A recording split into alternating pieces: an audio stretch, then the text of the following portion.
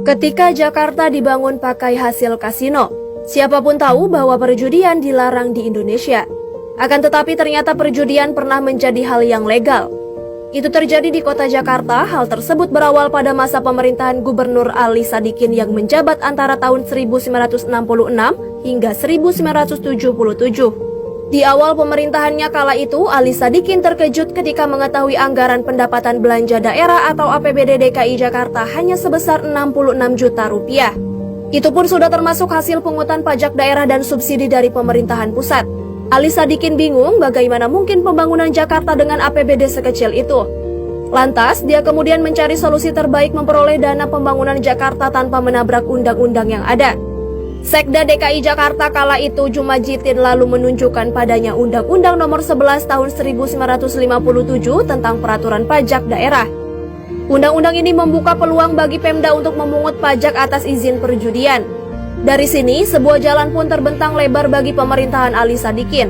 Sebagai langkah awal, pada tanggal 26 Juli 1967, Ali Sadikin mengeluarkan surat keputusan yang melarang semua perjudian gelap di wilayah DKI Jakarta.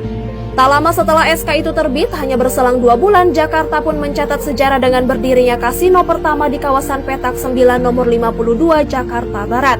Otomatis kebijakan Ali Sadikin tersebut langsung ditentang banyak pihak.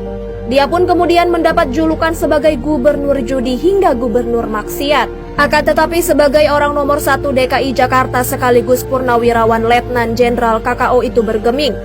Ali percaya bahwa dia memiliki landasan hukum yang jelas. Gubernur daerah sebelumnya mestinya tahu.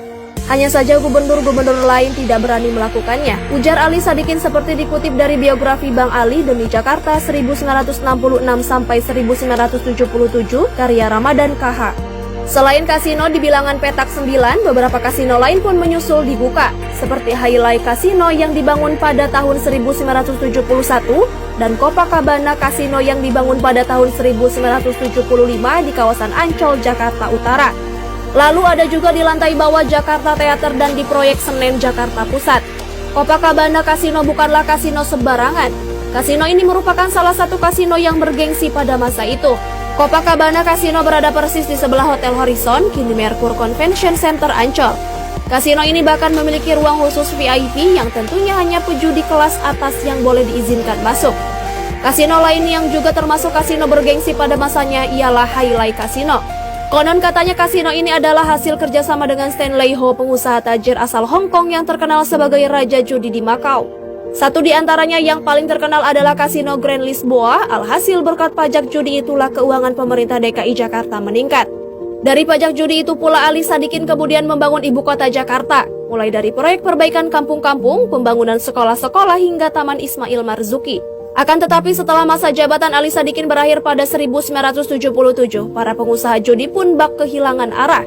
Akibatnya pada April 1981, Copacabana Kasino di Ancol pun ditutup untuk selamanya oleh Gubernur Cokropanolo.